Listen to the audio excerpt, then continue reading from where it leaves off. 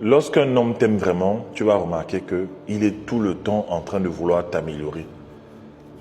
Je ne parle pas des hommes qui sont avec vous, femmes, parce que vous avez, je sais pas, vous êtes jolie, vous avez de beaux corps, tout ça. Je te parle d'un homme qui veut vraiment bâtir avec toi, qui veut vraiment te porter pour avancer avec toi, bâtir quelque chose, un projet commun. Et il t'aime vraiment. Ça, c'est un homme qui va constamment essayer de t'améliorer, de te corriger. Parce que naturellement, c'est son rôle en fait. Dans le livre d'Éphésiens, chapitre 5 au verset 25, en fait, il est demandé à l'homme de laver sa femme avec la parole, afin qu'elle paraisse sans ride, ni tache. D'accord? Et on a fait une métaphore de ça avec ce que Christ fait avec l'Église. Le Seigneur Jésus-Christ nous nettoie tout le temps. Il nous lave pour qu'on paraisse devant lui parfait, sans tache ni ride. C'est pour ça que quand vous avez le Saint-Esprit en vous, il va tout le temps vous amener à vivre dans la sanctification, la pureté.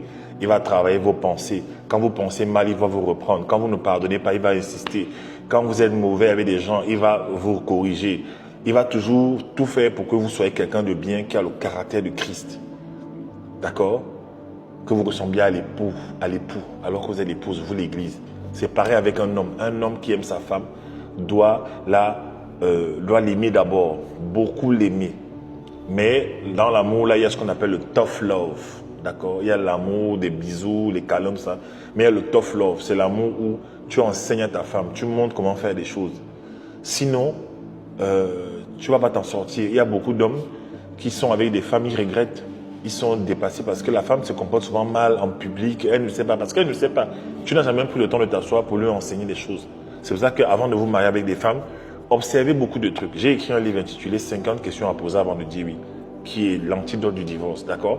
Avant de poser une femme, regardez quel est son niveau émotionnel, son niveau intellectuel, son niveau émotionnel, comment elle gère les crises, quels sont ses talents sociaux, ses compétences sociales, c'est-à-dire comment est-ce qu'elle interagit avec les autres êtres humains, comment est-ce qu'elle gère les relations, comment elle gère ses émotions. Il faut voir ça. Est-ce qu'elle sait bien se tenir en société? Est-ce qu'elle sait bien parler? Est-ce que... Beaucoup d'hommes, en fait, quand ils se marient, ils se contentent juste de pouvoir, mais ils ne se contentent pas, ils ne se positionnent pas en tant qu'enseignant. Un homme qui se marie doit comprendre qu'il est le leader de sa maison. Il doit être celui qui enseigne.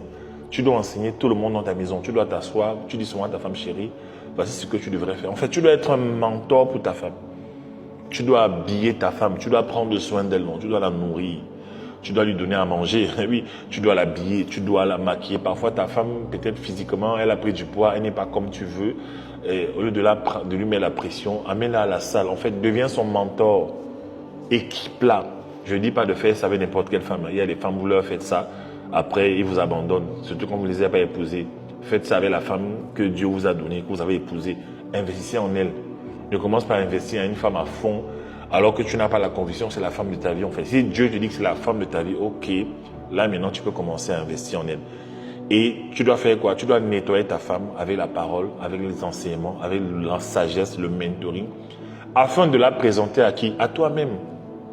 Autrement dit, beaucoup d'hommes se plaignent de leur femme. Oh, elle est comme ça, elle est mauvaise, elle est ceci. C'est à ton image. Tu n'as pas fait le travail. Oui. Si tu vois que ta femme, parfois, elle n'arrive pas à bien parler en public, montre-lui comment parler. Si tu vois que ta femme, par exemple, quand elle est en famille, elle est dans ta famille, ou elle ne sait pas servir, les gens ne savent pas être hospitaliers, il faut que tu l'apprennes cela dans l'amour. Je connais l'histoire d'un pasteur. Sa femme n'aimait pas cuisiner pour lui. Et tout le temps, il voulait que sa femme cuisine. Il était content que sa femme cuisine, en fait. Il insistait tout le temps. Et ça créait des problèmes dans leur foyer. Elle ne voulait pas. Une femme de pasteur, hein. C'est-à-dire qu'ils géraient une église ensemble à Yaoundé. Un jour, le gars en a eu marre, il a laissé, il est devenu silencieux. Sachez que quand un homme devient silencieux, c'est pas bon du tout. Alors, l'Esprit de Dieu a dit à la femme un jour, que, mais jusqu'à quand est-ce que tu vas continuer dans cette attitude-là, en fait? Ça te coûte quoi d'apprendre à cuisiner et faire plaisir à ton mari? Elle a pris sur elle, elle est partie à l'église, elle a vu maman de l'église, elle lui a demandé comment cuisiner. La maman a commencé à lui faire des repas, lui montrer comment faire la sauce d'arachide, la sauce tomate, les nourritures traditionnelles. Jour après jour, pendant des mois, elle a réussi. Et dès qu'elle a commencé à cuisiner pour son mari, l'amour est revenu à 100% en fait. Le mari il avait besoin de manger la nourriture de sa femme. D'accord? Donc, Un autre mari aussi, qui voit peut-être que sa femme a besoin d'être coachée, peut-être en cuisine, peut-être en prise de parole, peut-être dans son comportement. Parfois, tu peux épouser une femme, elle est un peu villageoise. Oui, il y a des hommes comme ça, riches. Il est très cultivé, très sophistiqué. Il vient de certains milieux. Il a épousé une femme parce qu'il aimait juste, vous savez, les hommes. Un homme peut aller prendre une femme même des sous-quartiers de la pauvreté. Et là, il se sommet. Mais il se rend compte qu'arrivé au sommet, elle n'a pas les codes.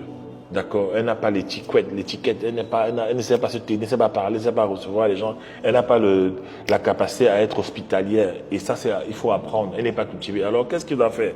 Il doit s'asseoir, il lui apprend tout ça. Apprends ça parce que ta femme est à ton image. Toutes les erreurs qu'elle fait, c'est à toi qu'on doit attribuer ça en général, si tu n'as pas fait le travail. C'est pour ça que les premières années d'un mariage sont très difficiles. Les 3 premières années, ce sont les zones de turbulence. Ce sont les zones où le couple essaie de s'équilibrer.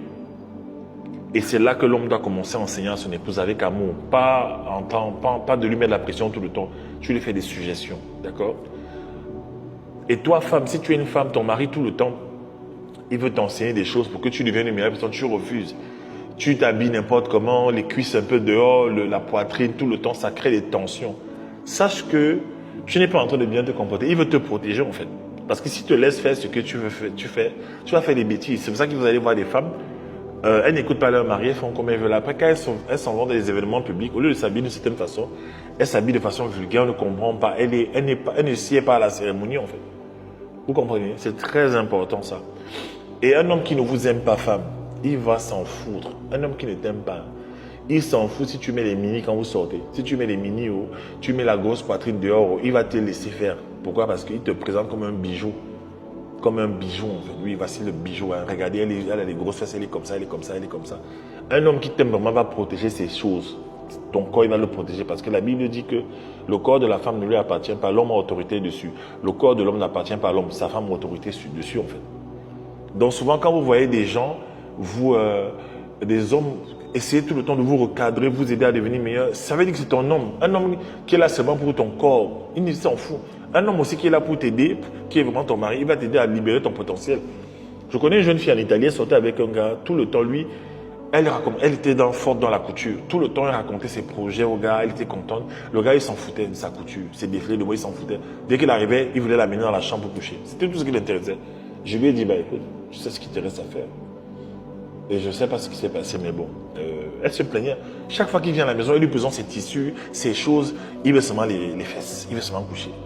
C'était pas un gars qui était pour elle. Parce qu'un homme qui est pour toi, il a le cœur d'un père, d'un berger pour toi, pour t'aider. D'accord? Voilà. Sois béni, portez-vous bien. Ciao.